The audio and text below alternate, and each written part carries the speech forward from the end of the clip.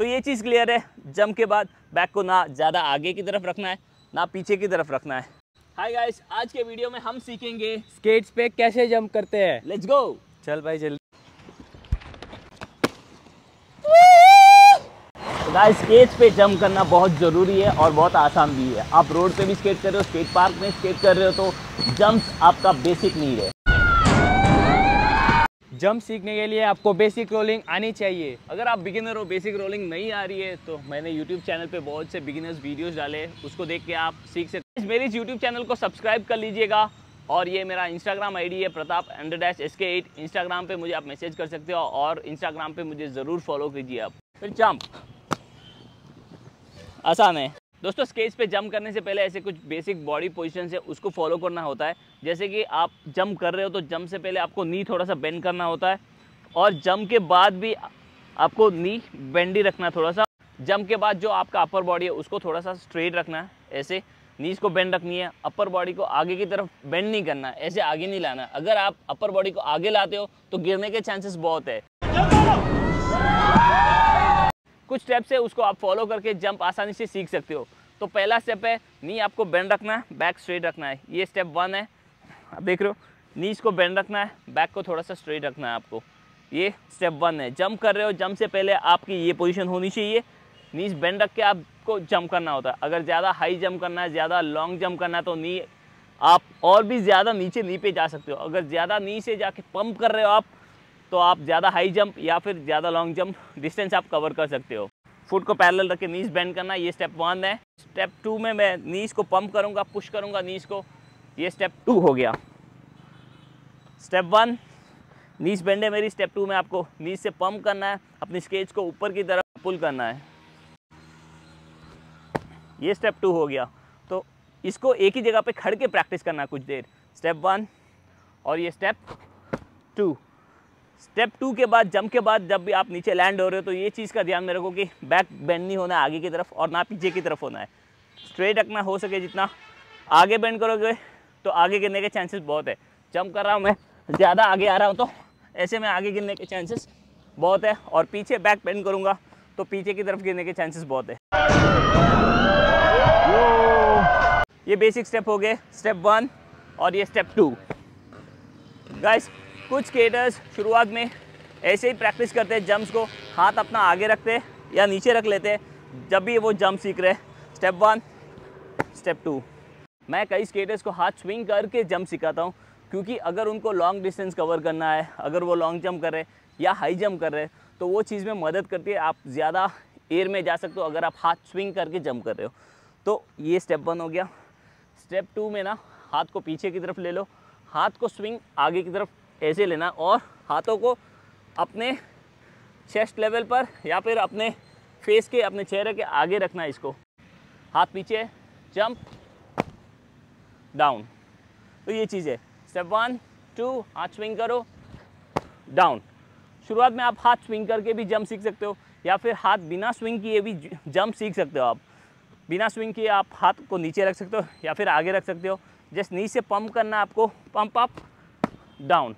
जब आप कंफर्टेबल हो जाओ एक जगह पे जंप करते हुए, आप जंप कर रहे हो तो बैक आपका आगे नहीं आ रहा है ना पीछे जा रहा है, आप कंफर्टेबल से जंप कर रहे हो, तो फिर अभी टाइम है, आप स्केट करते हुए जंप कर सकते हो। तो चलो अब स्केट करते करते जंप करते हैं।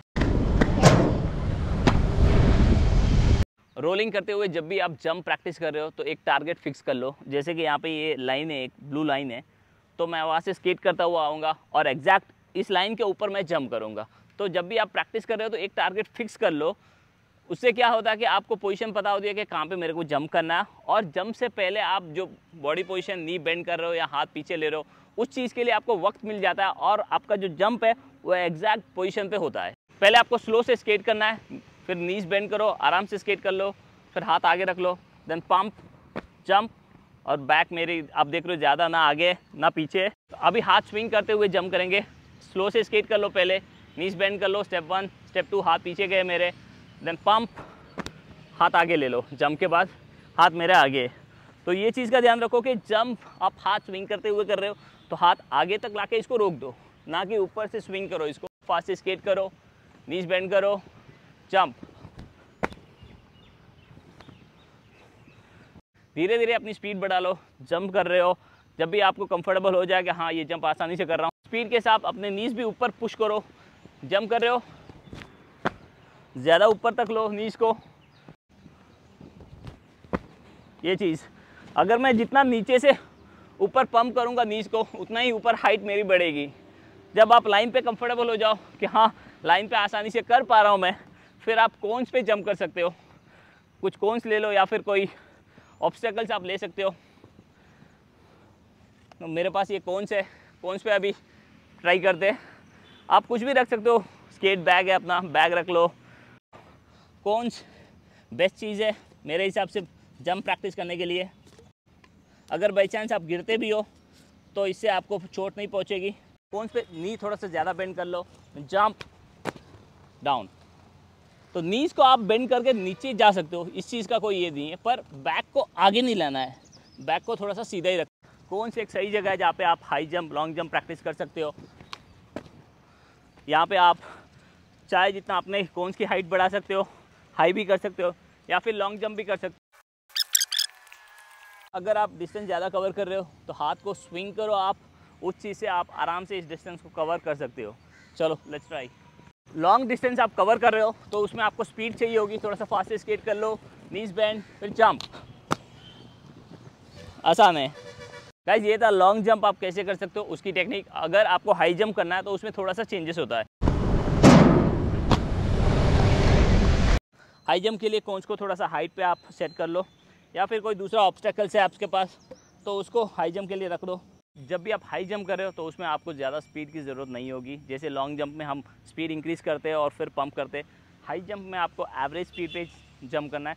ज़्यादा स्लो भी नहीं करना और ज़्यादा फास्ट भी नहीं करना है, एवरेज स्पीड पे आपको जंप करना होता है। जंप जब भी आप प्रैक्टिस कर रहे हो तो सेफ्टी गेयर्स पहन लो, वरना देख रहे हो आप ऐसे स्केच पे जब भी जंप कर रहे हो तो पैंट भी फट सकता है और इंजरीज भी हो सकती है। तो बेस्ट वे है कि प्रैक्टिस जब आप कर रहे हो तो सेफ्टी गेयर्स ज़रूरी है, सेफ्टी गेयर्स पहन लो। गाइस अभी हाई जंप करते हैं, कौन हमने हाइट पे रखे उस पर जंप करते हैं अभी। सुन भाई, मैं ही कर लेता हूँ, जब से सिर्फ रिकॉर्ड ही कर रहा हूँ मैं। चल तू कर ले, क्या दिक्कत है। चल तो मनोज जंप करने वाला अभी। गाइस आप हाई जंप कर रहे हो तो नीज को बेंड करो ज़्यादा। सिंपल है एकदम, सिंपल है गाइस।